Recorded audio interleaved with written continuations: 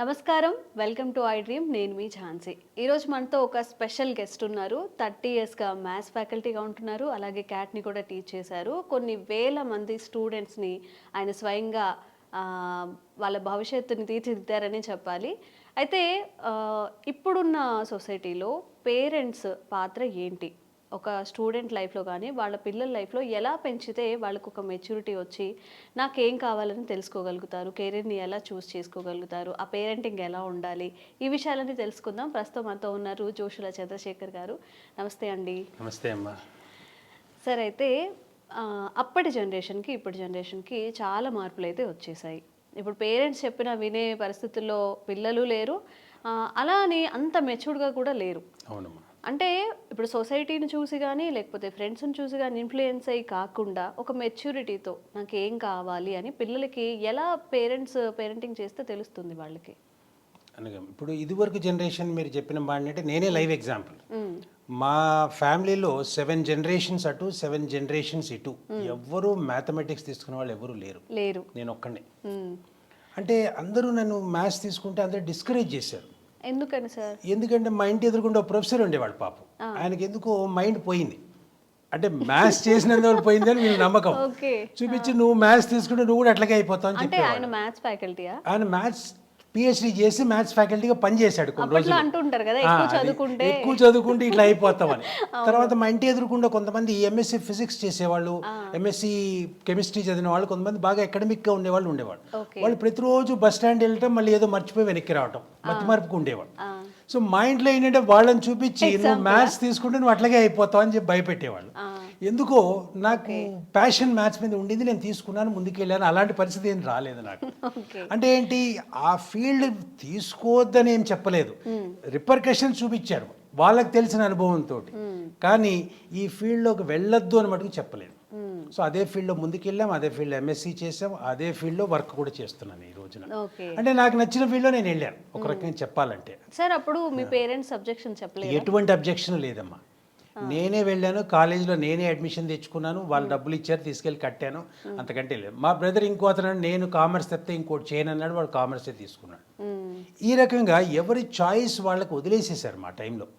హ్యాపీగా మేము తీసుకున్నాం, ఎటువంటి ప్రెషరు లేదు. వాళ్ళ అన్ఫుల్ఫిల్డ్ డ్రీమ్స్ని మా మీదకి రుద్దలేదు.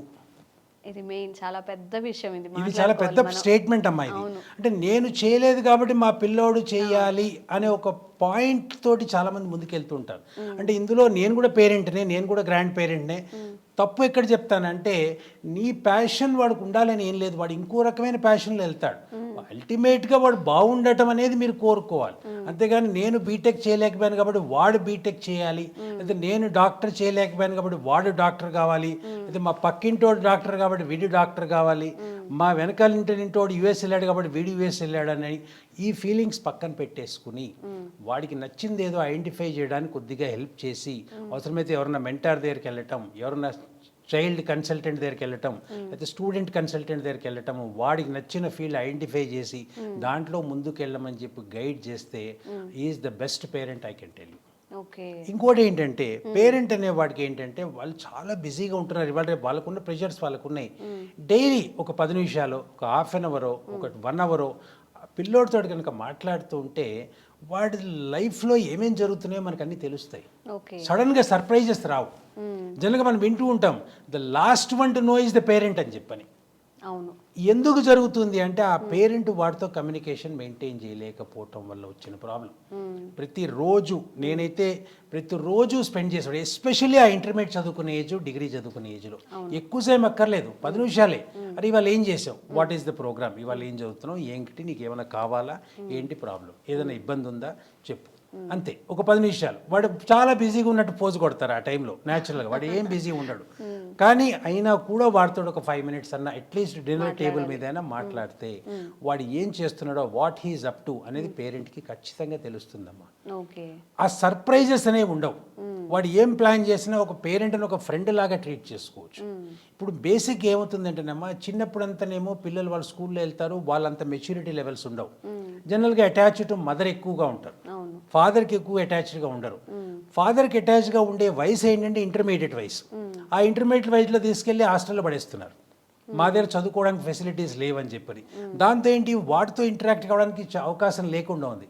అట్లీస్ట్ ఆ బీటెక్ చదివే టైంలో అన్న వాళ్ళతో ఇంటరాక్ట్ అవుతూ ఉంటే లైఫ్ లాంగ్ ఒక ఫ్రెండ్ వాడికి మిగిలిపోతాడు పేరెంట్గా. ఓకే. ఇది చాలా ఇంపార్టెంట్ అమ్మా.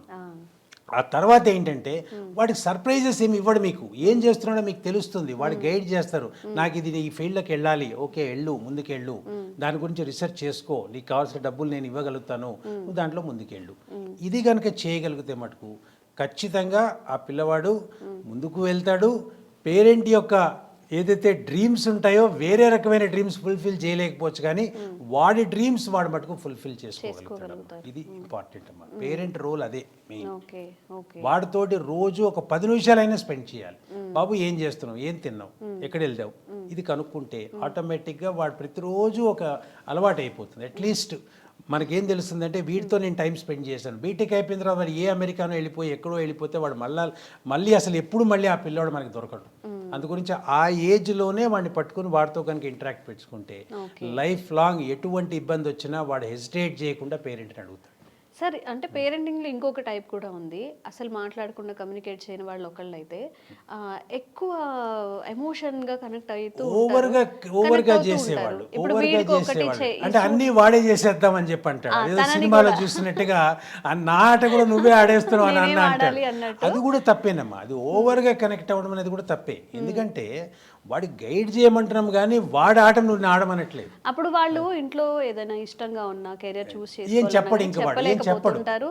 ఎందుకంటే వాడు ఓవర్గా ఇన్వాల్వ్మెంట్ అయిపోయి ప్రతి వాడే చెప్తున్నాడని చెప్పిన వాడు ఏం చేస్తాడు, సైలెంట్గా ఉండిపోతాడు. అది టోటల్గా తప్పమ్మా, ఇంకా తప్పు. అసలు ఇంటరాక్ట్ కాకపోవడం ఎంత తప్పో ఎక్కువగా ఇంటరాక్ట్ అవ్వడం కూడా అంతే తప్పు. మనం ఏంటంటే వాడి పక్కన ఒక ఫ్రెండ్ లాగా, అంటే వాడికంటే ముందు పోకూడదు, వాడికంటే వెనక్కి పోకూడదు, వాడితో పాటు నడవాలి. వాడికి ఏం కావాలో తెలుసుకోవాలి, వాడికి అవసరమైనవి మనం ప్రొవైడ్ చేయగలగాలి, అంతే, అంతకంటే ఏం లేదు. అప్పుడు ఏమవుతుందంటే ఎటువంటి సిచ్యువేషన్ వచ్చినా కూడా వాడు పేరెంట్ హెల్పే తీసుకుంటాడు అప్పుడు. ఇదమ్మా. ఫ్రెండ్స్ పాత్ర ఎలా ఉంటుంది సార్? ఫ్రెండ్స్ పాత్ర చాలా పాజిటివ్గా ఉంటుంది, చాలా నెగిటివ్గా కూడా ఉంటుందమ్మా. అంటే మంచి ఫ్రెండ్స్ దొరికితేనేమో ఎక్స్ట్రాడినరీగా ఉంటుంది. ఇప్పుడు నేను బీఎస్సీలో నాకు అందరూ మంచి ఫ్రెండ్స్ దొరికారు, అందరం సక్సెస్ అయ్యాం. ఓకే. అదే కనుక ఆ ఫ్రెండ్స్ కంపెనీ కనుక కొద్దిగా బ్యాడ్గా వస్తే డెఫినెట్గా చాలా నెగిటివ్గా ఉంటుంది ఎఫెక్ట్. అందుకోసం ఏంటంటే ఆ ఫ్రెండ్స్ సెలెక్షన్ అనేది మన చేతిలో లేదు. వస్తారు వాళ్ళు, వచ్చినప్పుడు సపోజ్ ఎవరైనా కనుక ఒక ఫ్రెండ్, అంటే చెడ్డ ఫ్రెండ్ కూడా మనకి ఇంపార్టెంటే. చెడ్డ ఫ్రెండ్ ఏంటంటే చదువు తప్పితే వాడు మిగతాన్ని బాగానే ఉంటాయి కదా. ఆ స్కిల్స్ మనం ఎక్కడి నుంచి నేర్చుకోలేము. అంటే మనకి యావరేజ్ స్టూడెంట్ ఎంత ఇంపార్టెంటో ఎక్స్ట్రాడినరీ స్టూడెంట్ కూడా అంతే ఇంపార్టెంట్, బిలో యావరేజ్ స్టూడెంట్ కూడా అంతే ఇంపార్టెంట్. ఎందుకంటే ఆ స్కిల్స్ అబిలిటీస్ ఎక్కడి నుంచి వస్తాయి, వాడి దగ్గర నుంచి వస్తాయి మనకి. అంటే రేపటి రోజున ఏదైనా ఇబ్బంది వస్తే, ఏదైనా సిచ్యువేషన్ బ్యాడ్గా ఉన్నప్పుడు మనం ఎలా ఫేస్ చేయాలని వాడే చెప్పగలుగుతాడు, వాడితో ఇంటరాక్షన్లో ఉంటే. మేము చదువుకున్నప్పుడు మా క్లాస్మేట్ ఒక అతను ఉండేవాడు, వాడికి మొత్తం 6 సబ్జెక్టులు కలిపి 30 వచ్చాయి టోటల్ మార్క్స్. అయ్యో. వాడు యాటిట్యూడ్ చూడండి, వాడు ఏమంటాడు తెలుసా, అరే నాకు 6 సబ్జెక్టులు కలిపి 36 కూడా రాలేదురా అని నవ్వుకుని వెళ్ళిపోయాడు అంతే. అంటే వాడు పాజిటివ్ యాటిట్యూడ్ నాకు ఆ రోజు నుంచి ఈ రోజు వరకు అనిపిస్తే వాడు ఎట్లా ఉండగలిగాడు అట్లా అని చెప్పని. వాడు తర్వాత రైల్వేలో జాబ్ వచ్చింది, గాడిగా పని చేశాడు, బాగానే ఉన్నాడు, రిటైర్ అయ్యాడు, సక్సెస్ఫుల్గానే ఉన్నాడు వాడు కూడా. అంటే ఏంటి, వాడు యాటిట్యూడ్ నాకు చాలా నచ్చింది. అంటే వేరే వాళ్ళు కింద పడి పొలిగింతలు పెట్టి ఏడుస్తుంటే వాడు ఏడవలేదు. వాడు అన్న ఒకటే ఒక పాయింట్ నాకు ఈ రోజు కూడా నాకు మైండ్లో తిరుగుతూ ఉంటుంది. ప్రతి పిల్లాడికి ఎవరికైనా తక్కువ మార్కులు వస్తే వాడిని కోట్ చేస్తుంటారు, ఏమి పర్వాలేదురా, ఒక ఎగ్జామ్లో తక్కువ మార్కులు వచ్చినందువల్ల నష్టం లేదు. అందుగురించి ఏంటి, ఫ్రెండ్స్ పాత్ర కరెక్ట్ ఫ్రెండ్ దొరికితే మటుకు ఎక్స్ట్రాడినరీగా ఉంటుందమ్మా. వాడు తీసుకెళ్ళి ఎక్కడో శిఖరం మీద కూర్చోబెడతాడు. అదే బ్యాడ్ ఫ్రెండ్ దొరికితే ఎక్కడో పాతాళంలోకి పడేస్తాడు. సో ఆ సెలెక్ట్ చేసుకునేటప్పుడు కొద్దిగా జాగ్రత్తగా ఉండి వాడితో పాటు ఉన్న పాజిటివ్ లక్షణాలు నేర్చుకుని మన పాజిటివ్ లక్షణాలు వాడికి ఇచ్చి వాడి నెగిటివ్స్ తక్కువ చేయడానికి ప్రయత్నం చేయడమే మనది కూడా యాజ్ ఎ ఫ్రెండ్ రోల్ అది. So definitely friends role will have a major say. అందుకొచ్చి ఆ సెలెక్ట్ చేసుకునేప్పుడు కొద్దిగా జాగ్రత్తగా వెతుక్కుని సెలెక్ట్ చేసుకోవడం. అంటే మనం ట్రై చేయలేం, ప్రతిసారి మనకు మంచి వాళ్ళు దొరకరు, కానీ దొరికిన వాళ్ళలో కూడా కొన్ని మంచి విషయాలు ఉంటాయి, అవి నేర్చుకోగలిగితే సరిపోతుందమ్మా. అంటే మనకైనా తెలివితేటలు ఉండాలంట, లేదా తెలివితేటలు ఉన్నవాడైనా మనకు ఫ్రెండ్ ఉండాలి. అంటే either you be smart or be in the company of smart people. ఈ రెండిట్లో ఏదైనా పర్వాలేదు. నువ్వు స్వతహాగా తెలివైన దానివైతే అవసరం లేదు ఎవరు.